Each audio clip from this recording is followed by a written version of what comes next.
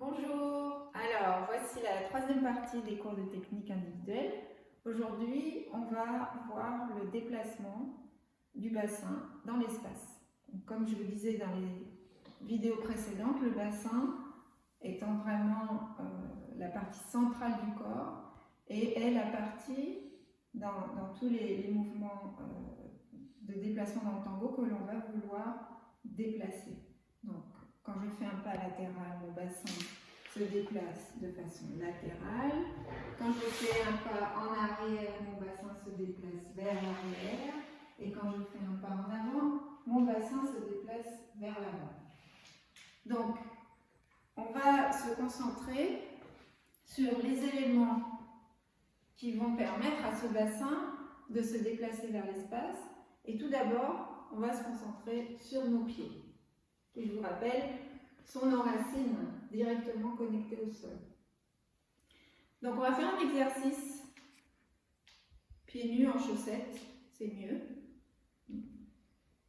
où on va essayer de trouver la poussée du sol directionnelle pour déplacer notre corps dans l'espace.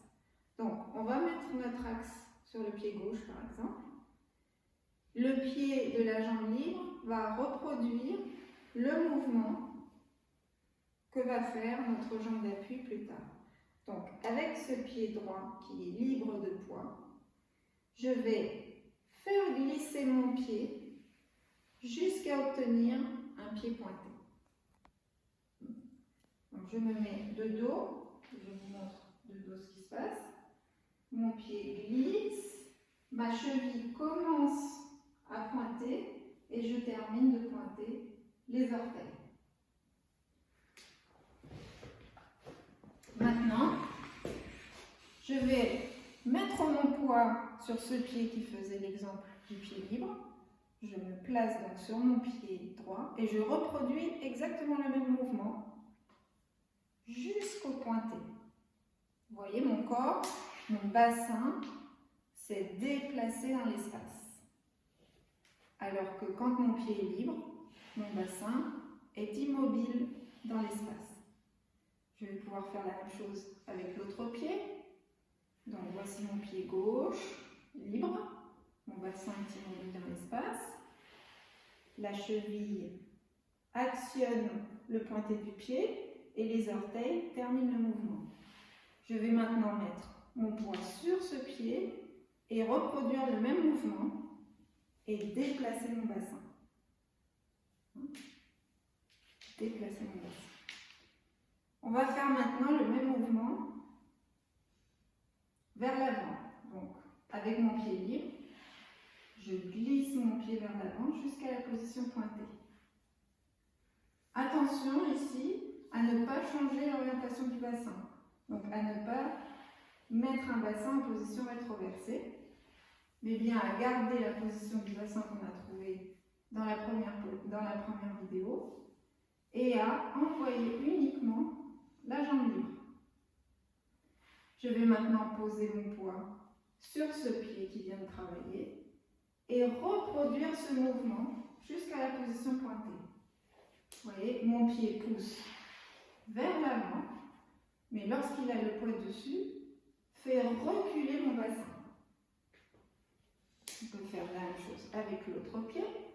Voici mon pied gauche qui avance.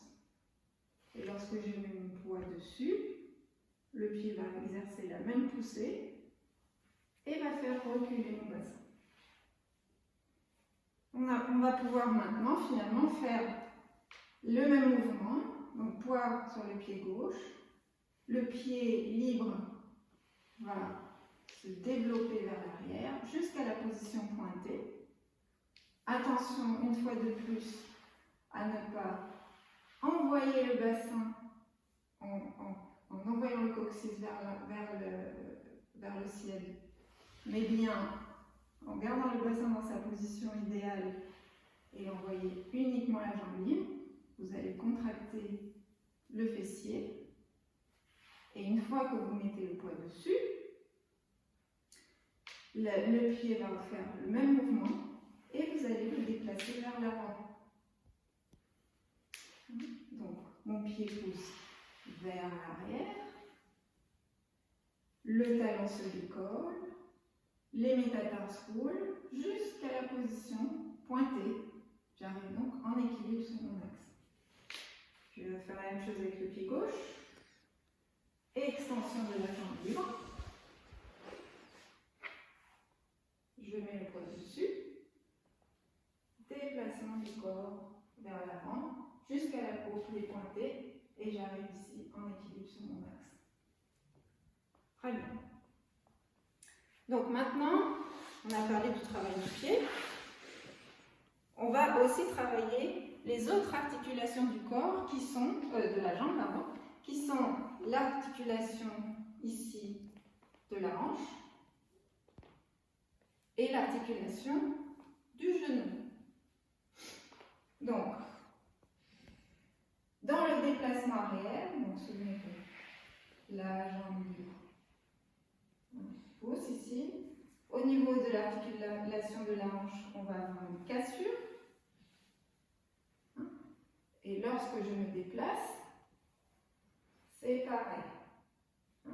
Je vais obtenir la même cassure.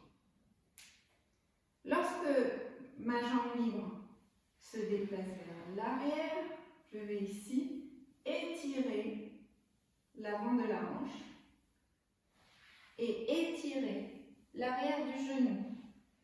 Donc, vous avez l'exemple sur la jambe libre où je vais faire l'étirement de la hanche, l'étirement du genou, ainsi que la cheville et le pointé du pied. Lorsque j'ai le poids dessus, je reproduis les mêmes 3 points d'étirement. Bassin, genou, pied, et j'obtiens exactement la même position.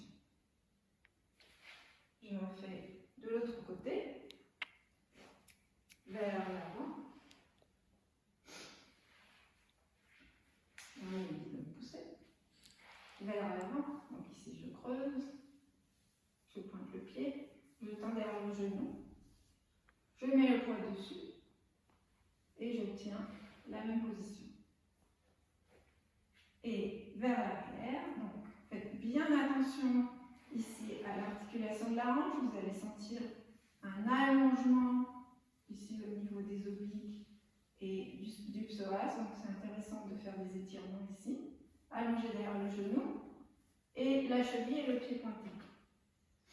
Je mets mon poids sur la même jambe, je fais attention de bien allonger devant le bassin et d'arriver jusqu'au pied pointé. Voilà. Et dernier petit exercice pour le pas latéral, où là on va sentir un travail au niveau de l'extérieur ici de la jambe. Pour écarter la jambe, on va contracter l'extérieur de la jambe. Même effet quand on a le poids dessus, je contracte ici l'extérieur de la jambe. Et la même chose, avec l'autre jambe, une petite contraction ici, et quand j'ai le poids dessus, et je n'oublie pas de travailler mon pied jusqu'au pointé, et je rassemble. Voilà pour le travail complet de la jambe, pour les mouvements de déplacement dans les 3 directions. Travaillez bien et à bientôt.